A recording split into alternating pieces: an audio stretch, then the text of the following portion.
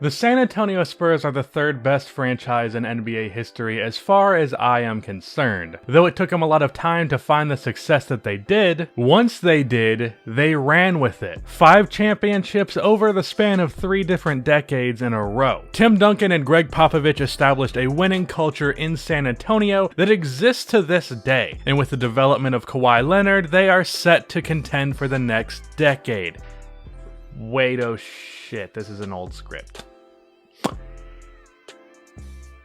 Yeah, it hasn't gone that way. Everything else was true, but Kawhi kinda rained on the Spurs parade. As of recently, the Spurs have been pretty mediocre. They have been lost in old school basketball, with DeMar DeRozan and LaMarcus Aldridge being their star players, shooting a million long two-pointers in 2019. They have some solid young talent with Derek White and DeJounte Murray, but overall the talent is pretty mediocre. And with a lot of those talents being over 30 years old, and with Greg Popovich coming close to retirement, the future of the San Antonio Spurs looks pretty bleak. They are far from where they were a few years ago. So I want to go over the future of the Spurs, what that might look like, and what they could potentially do to make it look brighter. Absolutely incredibly with the acrobatic alley-oop.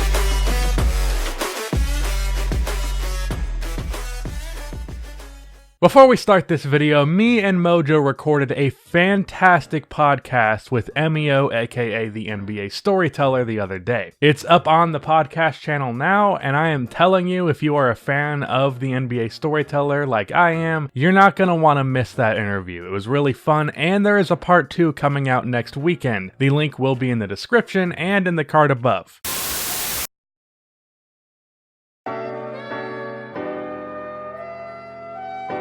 Okay, now after that pretty generic ass intro, I want to go over the real motivation behind this video. I was right! I made a video a while ago on the Spurs and how I thought the age of the Spurs would lead to Kawhi leaving, which isn't entirely why Kawhi left, though I do think it was a factor, but my point was that the Spurs were in a state of decline and were on the downswing even with Kawhi Leonard. And because of that, the team would essentially end up being Kawhi and Greg Popovich, which would lead to him leaving in free agency or asking for a trade. The Spurs were on the decline and I felt Kawhi would part ways because of that. Now, obviously something else came up, but my point was still kinda right. Or it isn't, I don't know. As I'm saying this out loud, it kinda seems like it wasn't, but I never get predictions right, so just let me have this one. Before I get too harsh, let's look at the Spurs roster. Their starting lineup is currently Derek White, DeMar DeRozan, Damari Carroll, who is the most whatever player in the NBA, Rudy Gay, and LaMarcus Aldridge. And off of the bench, or maybe starting, I don't really know what their plan is with him, there is DeJounte Murray, who is a lockdown defender at the guard position, a really great rebounder for a point guard. He averages nearly 10 per game per 36, and he's a serviceable passer. The problem with him comes with shooting the ball, and it's like almost Ben Simmons bad. So just because of that, I personally feel Derek White ends up being the starter and ends up being a better player overall. White is a good defender as well, not quite as good but still good, and he is a better playmaker while being a good shooter. White is older, so there is a chance that Murray ends up being better, but I would bet on White. Now as for DeMar DeRozan, he's not that great.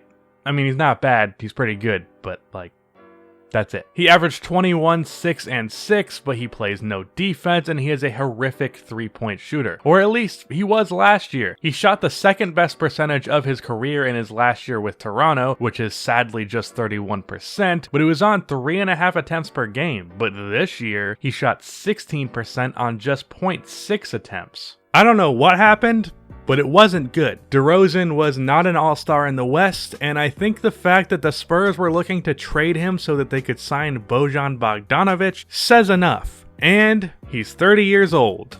Damari Carroll is a good 3-and-D guy, that's about it. And Rudy Gay I actually feel is an underrated role player. He's actually a positive player for San Antonio after being an empty stats guy for really long. He shot the highest percentage of his career last season and averaged the most rebounds of his career. He has a Marcus Morris type of role in San Antonio, and LaMarcus Aldridge is a 21-9 big man who is a fantastic mid-range shooter and post player, but he is 33 years old.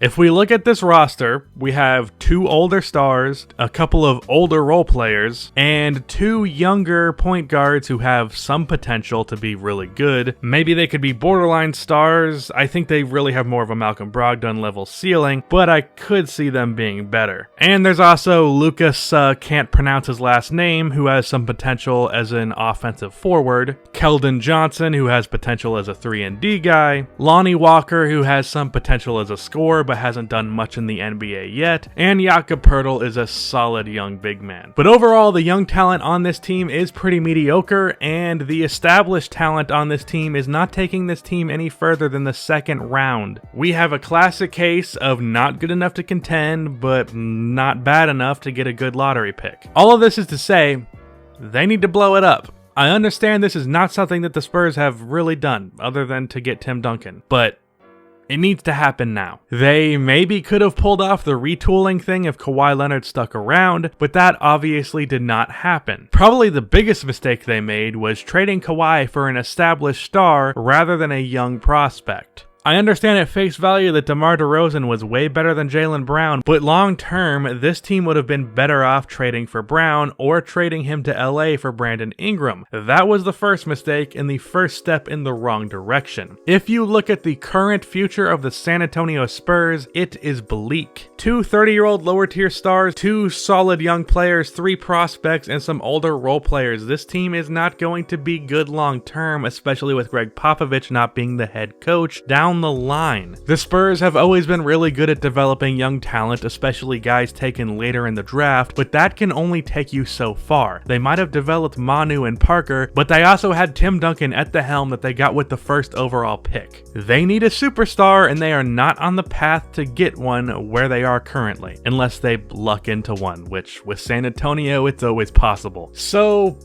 what do?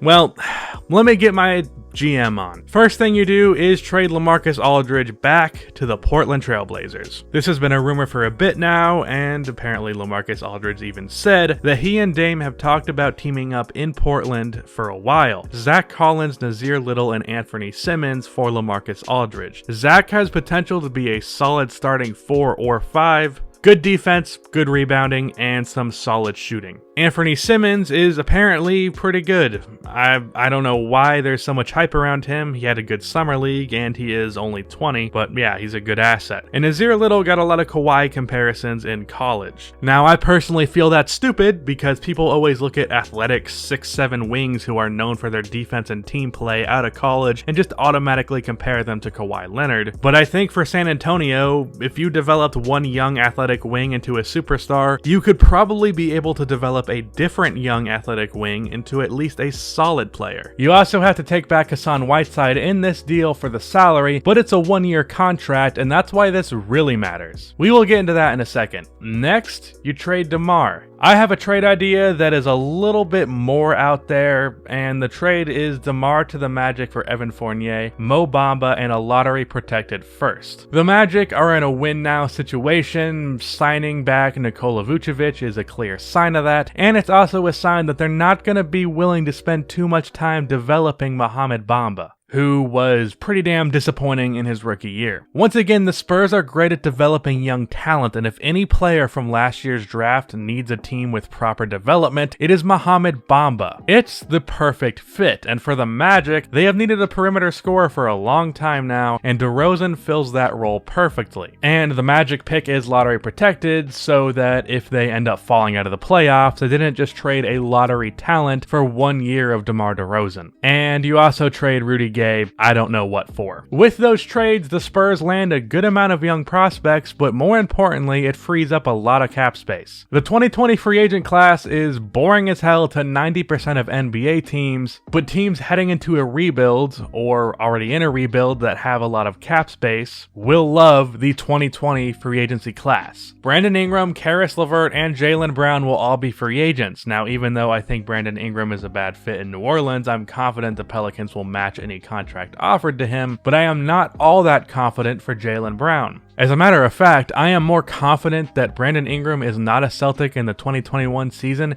than I am confident in really anything. The Celtics are already swamped with salary, and the Spurs could offer Brown a $25 million a year contract, and I doubt Danny Ainge wants to sign Brown to a $125 million deal when all he is giving the Celtics is a solid 13 to 15 points and good defense. On the Spurs, he can be the focal point of the offense and be given pretty much every opportunity to be a star, something he won't get with the Celtics. If all of those things happen, the Spurs starting lineup would be Derek White, Jaylen Brown, Nazir Little, Zach Collins, and Mo Bamba. No doubt a garbage team for a year or two, but that means they get some high lottery picks. I know the lottery odds changing decentivizes tanking, but it's not worse than just being a bottom feeder every year. And if you have Pop and Tim Duncan helping them develop over the next few years before Pop retires, I think you make a great team with a lot of potential for whoever has the misfortune of filling Greg Popovich's shoes. So that's the Spurs situation and what they could possibly do to fix it. That's the end of this video. Let me know what you think of the new mic if you didn't notice it. And like and subscribe and cue the outro music.